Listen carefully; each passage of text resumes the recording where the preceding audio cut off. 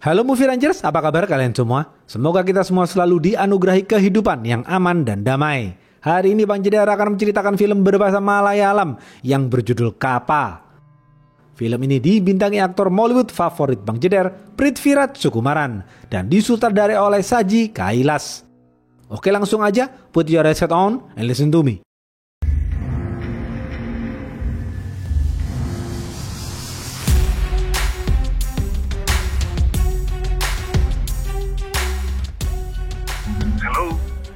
Pemeran-pemeran film ini antara lain, Madu adalah seorang gangster yang berkuasa di kota Trivandrum.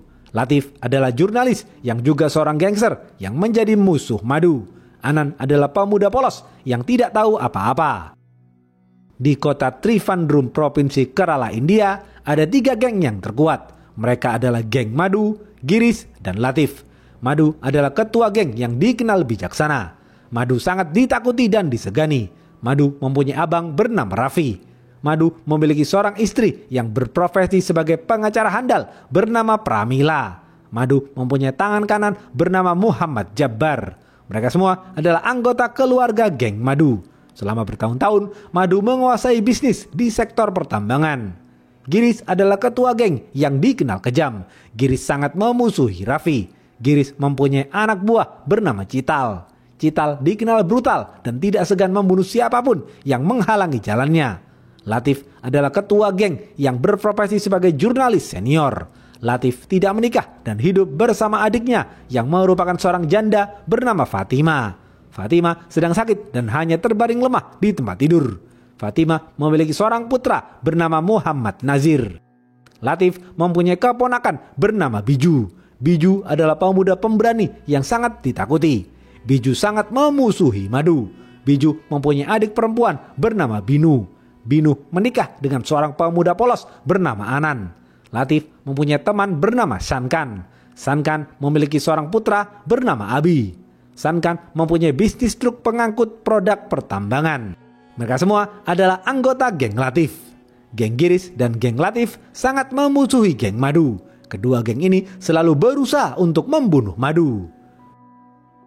Suatu hari, Giris mempunyai kesempatan untuk membunuh Raffi. Giris dan para anak buahnya berhasil mengepung Raffi.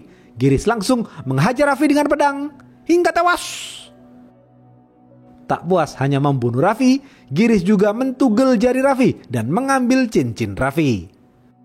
Madu marah besar mendengar abangnya dibunuh. Madu dan Muhammad Jabbar mendatangi restoran shawarma yang berada di wilayah teritori Giris. Madu memerintahkan Jabbar untuk makan saja dan tidak membantu dirinya karena Madu ingin menghajar Giris sendirian. Tak lama kemudian, Giris tiba di restoran itu. Giris dengan sombongnya menunjukkan cincin yang ia ambil dari jari Raffi. Tanpa basa-basi, Madu langsung menghajar Giris habis-habisan. Giris dibuat babak belur oleh Madu. Madu mengambil besi pemanggang ayam dan langsung menusuk leher Giris hingga tewas.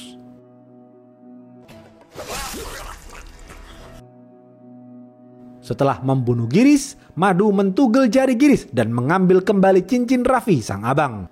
Seorang polisi bernama Aruma hanya diam saja melihat tragedi itu karena Aruma takut pada Madu.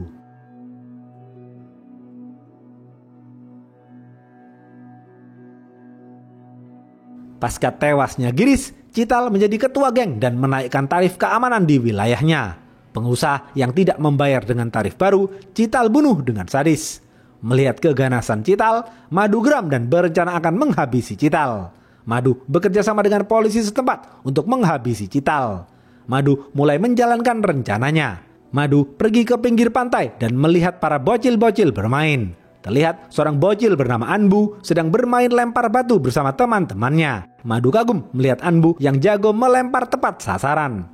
Setelah bermain bersama teman-temannya, Madu mengajak Anbu pergi ke restoran. Madu mentraktir makanan yang lezat untuk Anbu. Anbu sangat bahagia memakan makanan itu karena Anbu adalah bocil miskin yang jarang makan enak. Besok pagi, Madu mengajak Anbu untuk latihan melempar. Anbu yang sudah ahli dalam melempar menjalani latihan itu dengan mudah. Setelah berhasil melatih Anbu, Madu memerintahkan polisi setempat untuk segera menangkap Cital. Kepolisian bingung dan tidak tahu apa rencana Madu. Dengan cepat, kepolisian berhasil menangkap Cital. Cital kemudian dibawa ke penjara. Madu dan Anbu sudah menunggu kedatangan Cital di pintu gerbang penjara. Madu memberikan bola tenis yang berisi bahan peledak kepada Anbu. Anbu tidak tahu apa-apa dan menurut saja. Anbu lalu melempar bola tenis itu ke kepala Cital hingga tewas. Karena kejadian itu, Anbu dimasukkan ke dalam penjara.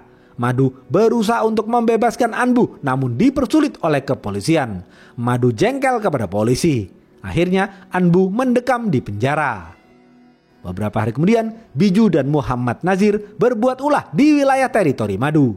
Nazir berhasil kabur melarikan diri. Madu dan anak buahnya langsung mengejar Biju. Mereka semua lalu mengeroyok Biju dengan pedang hingga tewas.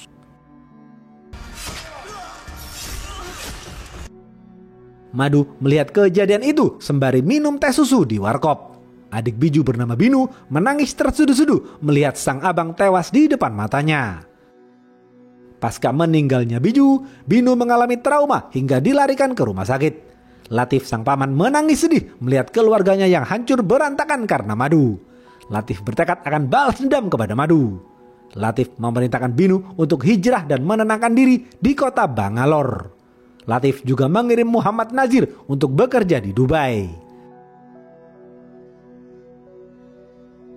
Beberapa tahun kemudian, Trivandrum menjadi kota yang tenang dan terkendali. Madu menjadi penguasa di kota Trivandrum, namun Madu tidak ingin lagi ada pertikaian antar geng. Madu ingin hidup aman dan damai bersama keluarganya. Madu berencana akan mendaftarkan diri menjadi anggota partai. Sekarang Madu fokus mengendalikan sektor-sektor bisnisnya, namun tetap saja ada yang mengganggu Madu. Shankan diberi kesempatan Madu untuk mengangkut hasil tambang di wilayah teritori Madu. Namun anak Shankan bernama Abi berbuat ulah. Madu datang untuk mendinginkan suasana, namun Abi justru mendorong Jabbar. Madu emosi karena Abi tidak punya sopan santun terhadap orang yang lebih tua. Anak buah Abi maju untuk mengeroyok Madu. Jabbar menyuruh Madu untuk kembali pulang. Madu menolak karena Madu ingin menghadapi mereka semua sendirian. Madu langsung menghajar para anak buah Abi.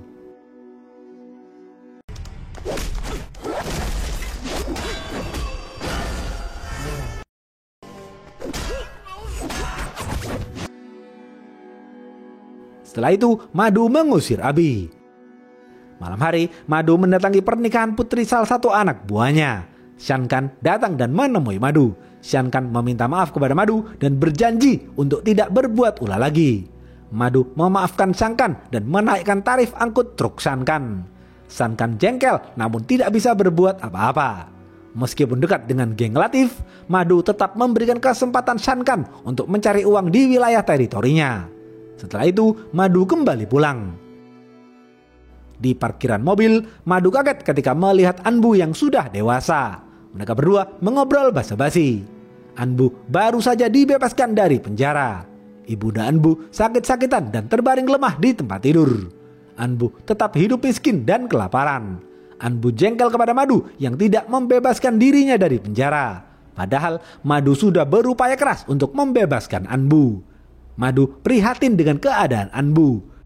Di dalam mobil, Madu mengobrol dengan Jabbar. Madu mengatakan penyesalannya karena dahulu telah memanfaatkan Anbu untuk membunuh Cital. Karena tragedi itu, Anbu menghabiskan masa remajanya di dalam penjara. Padahal seharusnya Anbu menghabiskan masa remajanya di sekolah. Madu sangat merasa menyesal. Madu memerintahkan Jabbar untuk membiayai seluruh pengobatan ibunda Anbu hingga sembuh. Dan semua itu harus dilakukan tanpa sepengetahuan Anbu. Madu tidak ingin Anbu tahu kebaikannya itu. Setibanya di rumah, Madu mengungkapkan penyesalannya kepada Pramila sang istri karena dahulu telah memanfaatkan Anbu untuk membunuh Cital. Pramila menenangkan Madu dan menasihati Madu agar melupakan tragedi itu. Pramila menyarankan Madu fokus membiayai ibunda Anbu yang sedang sakit. Itu semua Madu lakukan tanpa sepengetahuan Anbu sebagai bentuk penebusan dosa Madu kepada Anbu. Di sisi lain, Binu menikah dengan seorang pemuda polos bernama Anan. Anan tidak tahu bahwa Binu adalah keponakan seorang gangster. Binu tidak menceritakan apapun mengenai masa lalunya kepada Anan. Binu dan Anan baru saja tinggal di kota Trivandrum selama beberapa minggu. Mereka berdua pindah ke kota Trivandrum karena Anan mendapatkan pekerjaan baru dengan gaji besar. Binu dan Anan pergi ke dokter kandungan. Mereka berdua sedang bahagia karena Binu dinyatakan positif hamil. Sang dokter menasihati Anan untuk terus menjaga kesehatan fisik dan mental Binu. Setelah itu, mereka berdua kembali ke apartemen. Karena Anan adalah penghuni baru di apartemen itu, seorang polisi bernama Aruma datang untuk berkenalan dengan Anan. Aruma mencatat biodata Binu dan Anan untuk kelengkapan data para pendatang di kota Trivandrum. Ketika Aruma menulis nama belakang Binu, Aruma baru sadar ternyata Binu adalah adik Biju yang tidak lain merupakan musuh besar Madu. Binu Trivikraman.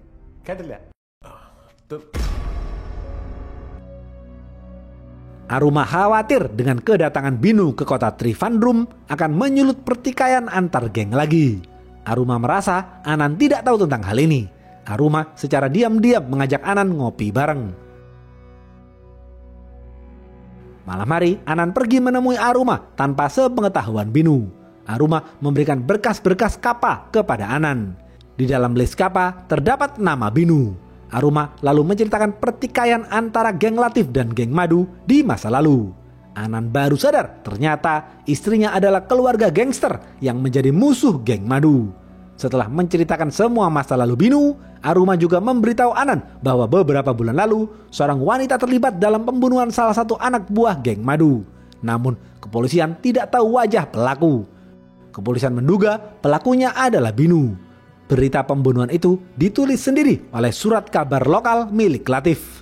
Anan hanya tertawa mendengar cerita Aruma. Anan mengatakan kepada Aruma bahwa Binu sang istri adalah wanita polos dan lugu. Tidak mungkin Binu bisa melakukan pembunuhan. Binu tidak akan ikut campur lagi dalam pertikaian itu. Binu ingin hidup tenang dan damai. Aruma juga bercerita tentang Latif yang masih mempunyai dendam kepada Madu. Selama bertahun-tahun, Latif selalu gagal membunuh Madu. Aruma juga menceritakan keganasan Madu dalam membunuh musuh-musuhnya.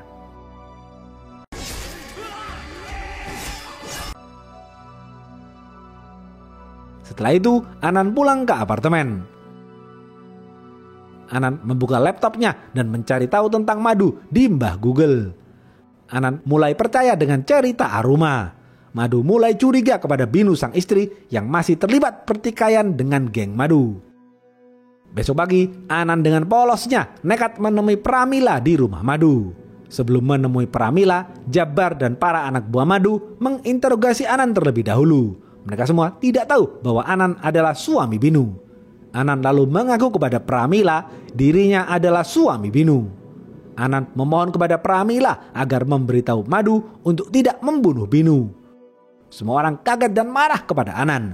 Jabbar menunjukkan luka di dadanya bekas sayatan pedang Biju dan Nazir dahulu. Jabbar dan para anak buah Madu lalu mengusir Anan. Anan kembali ke apartemen. Anan terus merenung dan berpikir bagaimana caranya untuk melindungi Binu. Malam hari, Anan mengemasi semua barang-barang Binu dan memulangkan Binu ke kota Bangalore. Sebagai istri, Binu patuh dan menurut saja. Anan mengantar Binu ke stasiun dan naik kereta. Setelah keretanya berangkat, Anan berjalan keluar stasiun. Tiba-tiba, ia melihat banyak anak buah Madu berjaga di luar stasiun. Ternyata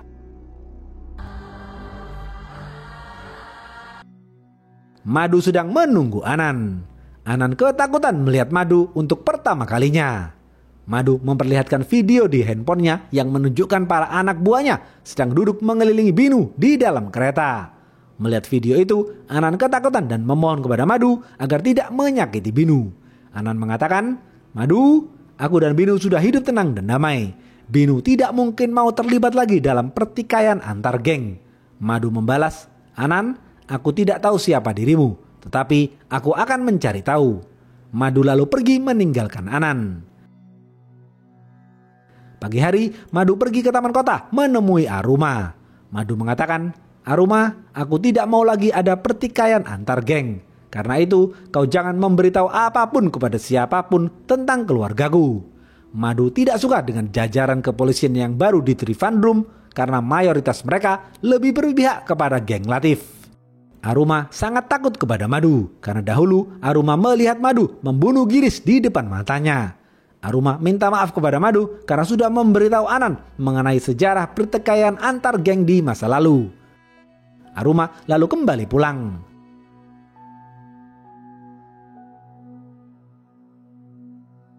Malam hari, Aruma menemui Anan lagi. Aruma mengatakan sekarang ia tidak mau lagi memberi informasi apapun mengenai Madu karena Aruma takut dengan Madu.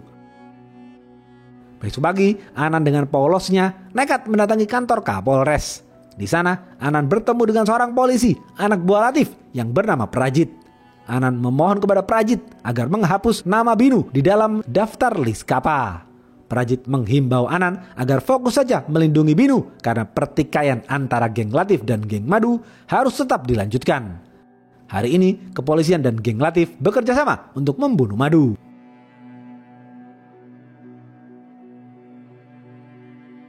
Anan tidak ingin terjadi lagi pertikaian antar geng. Karena itu, Anan menelpon Pramila dan memberitahu bahwa hari ini kepolisian dan geng Latif sedang berencana akan membunuh Madu.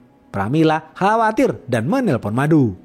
Terlihat Madu sedang mengurus administrasi menjadi anggota partai. Setelah itu, Madu kembali pulang. Di tengah perjalanan, Pramila memberitahu Madu mengenai informasi Anan. Madu cuek saja dan menyuruh Pramila untuk tidak khawatir. Madu lalu menutup teleponnya. Beberapa menit kemudian terjadi kecelakaan di tengah jalan raya yang membuat kemacetan. Dengan terpaksa, Madu berbelok arah ke jalan bypass. Tiba-tiba, para preman bayaran anak buah Latif datang dan menyerang Madu. Madu baru sadar kemacetan karena kecelakaan tadi adalah jebakan. Di saat yang bersamaan, Latif bersiap mencetak koran dengan judul Madu terbunuh di jalan bypass. Latif yakin kali ini Madu pasti terbunuh. Madu tidak takut dan menyerang para anak buah geng Latif sendirian.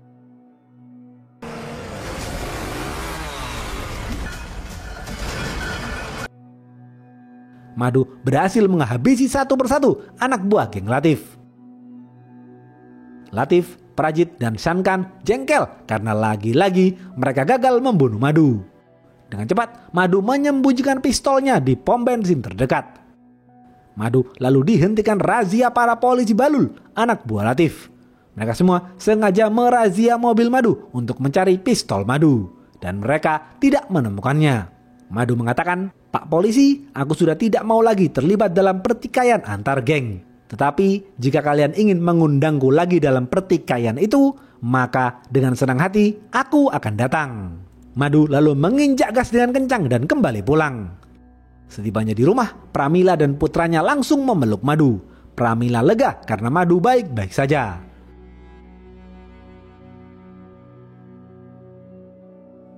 Malam hari, Madu bakar-bakar ayam bersama para anak buahnya. Tak lama kemudian, Anan datang karena dipanggil Pramila.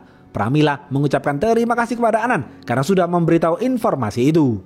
Anan mengatakan, "Madu, percayalah kepadaku. Aku dan istriku tidak mau terlibat lagi dalam pertikaian antar geng." Madu menjawab, "Anan, aku tidak mau mengusirmu. Tetapi sebaiknya kau pergi dari kota ini dan tinggal bersama istrimu di Bangalore. Kau juga harus memastikan bahwa istrimu tidak akan memperpanjang pertikaian ini." Anan akan menuruti permintaan Madu. Madu lalu mengajak Anan makan bersama. Mereka berdua menjadi teman baik. Jabbar dan para anak buahnya tidak mau duduk bersama Anan karena bagi mereka Anan adalah anggota geng Latif.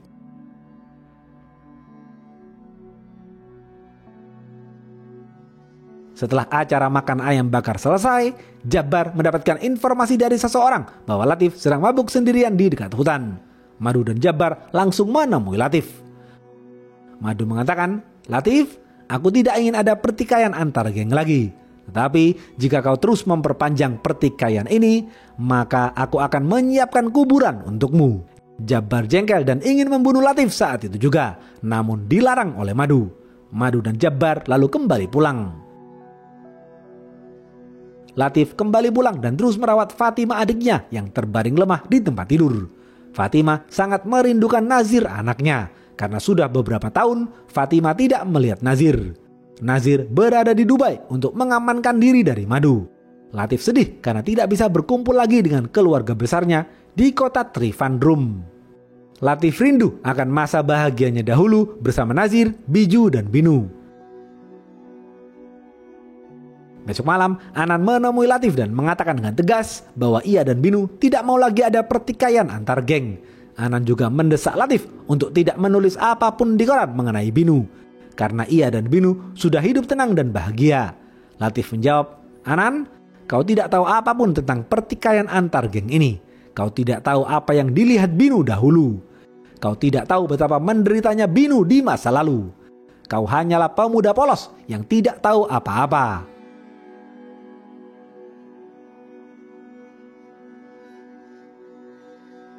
Besok pagi, Anan resign dari pekerjaannya. Atasan Anan kaget karena Anan baru saja bekerja di perusahaan itu. Anan rela meninggalkan gaji besar demi hidup aman dan damai di Bangalore bersama Binu.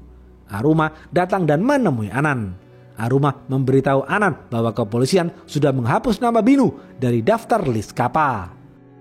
Anan lalu pulang ke kota Bangalore dan tidak kembali lagi ke kota Trivandrum.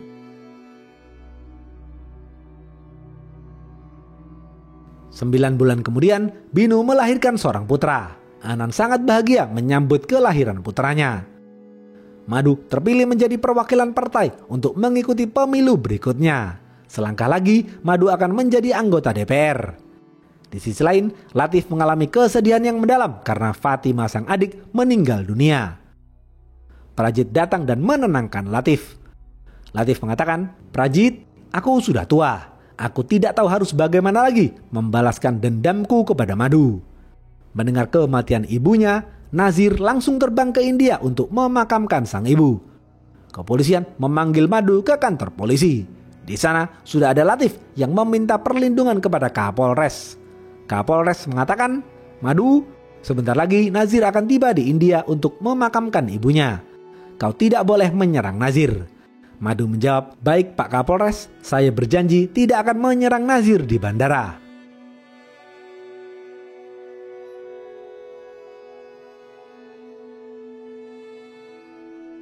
Kapolres merasa Madu akan menyerang Nazir di luar bandara. Karena itu, kepolisian akan memberikan keamanan ekstra untuk Nazir. Beberapa jam kemudian, Nazir tiba di bandara. Madu menelpon Kapolres dan mengatakan, "Pak Kapolres, saya sudah berbicara kepada Jabbar agar tidak membunuh Nazir. Tetapi Jabbar tetap akan membunuh Nazir. Karena itu saran saya, kembalikan Nazir ke Dubai. Jika Nazir menginjakan kaki di kota Trivandrum, maka Jabbar akan membunuh Nazir." Kapolres ketakutan dan terpaksa mengembalikan Nazir ke Dubai. Nazir diseret oleh polisi di bandara dan dipaksa kembali ke Dubai. Nazir menangis sedih karena tidak bisa mengubur sang ibu.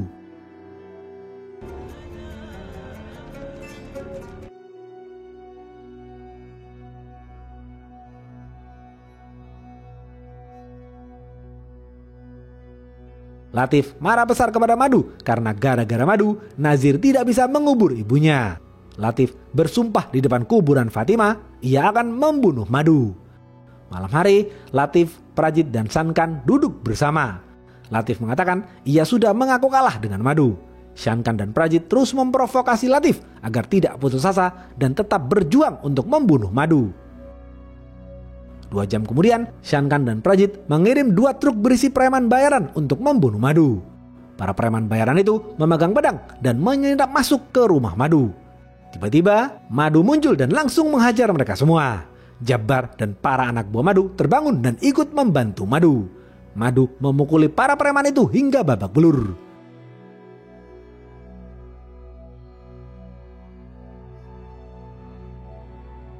Setelah menghajar para preman itu, Madu dan seluruh anak buahnya menghampiri rumah Prajit. Mereka semua memukuli Prajit hingga babak belur.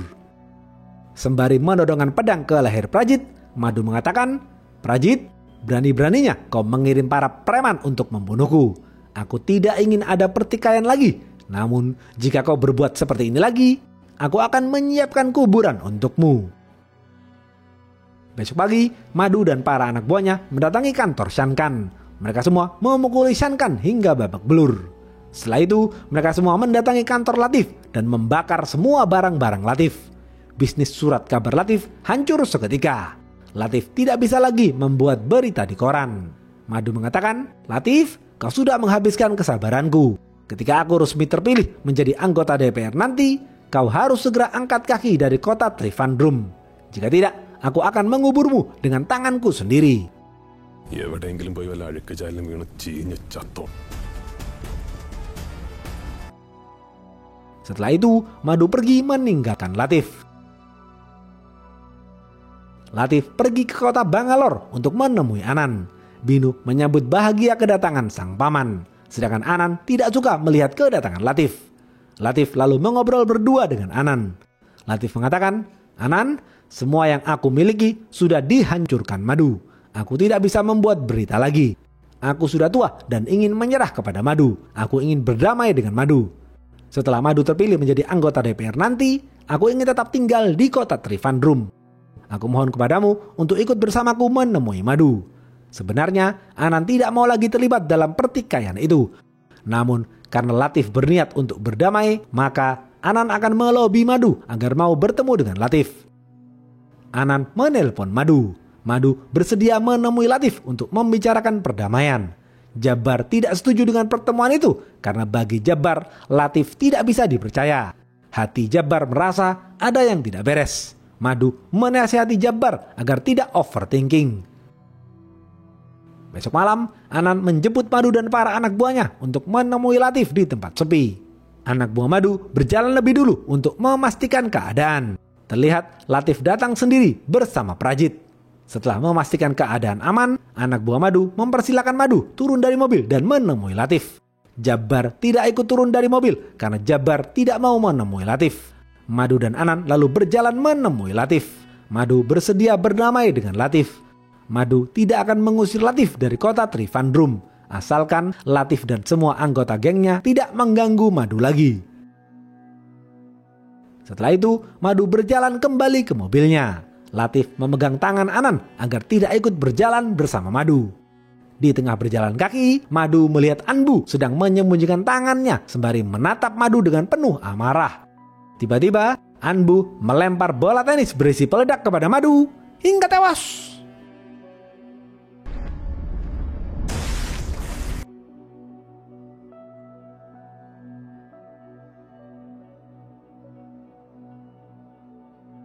Jabbar dan Anan berteriak ingin menyelamatkan Madu, namun semuanya sudah terlambat. Jabbar dan para anak buah Madu menangis terseduh-seduh melihat Madu tewas mengenaskan. Latif dan Prajit membawa Anan kabur melarikan diri. Di dalam mobil, Latif dengan sombongnya mengatakan, "Sekarang aku bisa hidup tenang karena sudah membunuh Madu." Anan marah besar kepada Latif. Anan membentak-bentak Latif. Anan menyesal karena sudah menuruti keinginan Latif yang ternyata hanyalah jebakan.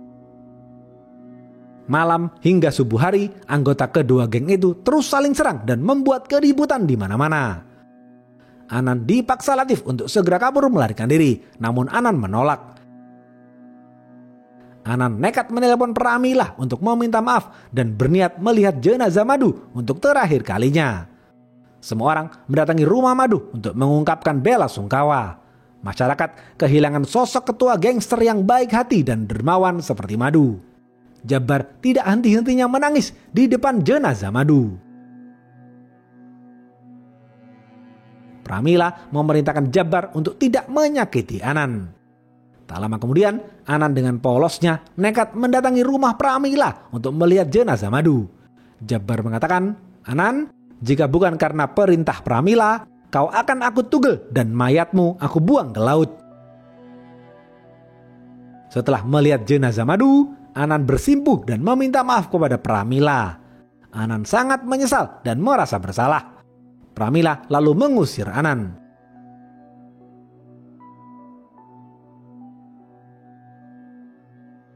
Besok pagi, kepolisian mendatangi rumah Pramila dan memberikan barang-barang terakhir milik Madu yang ditemukan di TKP. Setelah dicek, Jabbar tidak menemukan cincin Madu. Pramila mengatakan kepada polisi itu, ia akan mencari cincin Madu sampai ketemu. Pramila lalu beraktivitas kembali seperti biasa. Pramila terus melanjutkan perjuangan Madu dan akan menyelesaikan pertikaian ini. Pramila akan menuntut balas atas kematian suami tercinta. Di sisi lain, Anan hidup bahagia bersama keluarga kecilnya. Binu fokus menjadi ibu rumah tangga dan mengurus anaknya. Pramila menelpon handphone Anan dan ingin berbicara dengan Binu. Anan tetap menghormati dan bersikap baik terhadap Pramila. Anan lalu memberikan handphonenya kepada Binu. Pramila mengatakan, "Binu, aku akan mencari cincin madu sampai ketemu dan memasangnya di jariku. Siapapun yang memakai cincin itu akan aku tugel jarinya." Ternyata yang memakai cincin itu adalah Binu. Cetir. Selama ini Binulah yang membuat rencana pembunuhan Madu. Tanpa sepengetahuan Anan, Binu selalu berkomunikasi dengan Latif. Semua rencana pembunuhan Madu, mulai dari para preman bayaran di jalan bypass hingga Anbu melempar peledak kepada Madu, itu semua adalah ide Binu. Pasca kematian Biju, Binulah yang memegang kendali penuh geng Latif. Anan tidak tahu bahwa Binu adalah ketua geng. 演技に왔는 오그. 건너래냐. കാണാം. Di pertarungan berikutnya, geng Pramila akan melawan geng Binu untuk menuntut balas.